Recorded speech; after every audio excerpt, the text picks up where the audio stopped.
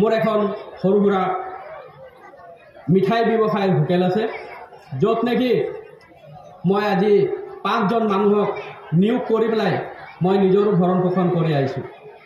গতিকে মই এই কথাটো ক'ব বিচৰা নাই যে আমি চাকৰি কৰিব নালাগে, কিন্তু আজি আমি দেখিছোঁ যে চাকৰিৰ ক্ষেত্ৰত চৰকাৰে যি এডভাৰটাইজ দিছে তাত চাকৰি আছে 100টা, কিন্তু প্ৰাৰ্থী হৈছে গৈ 1 লাখ।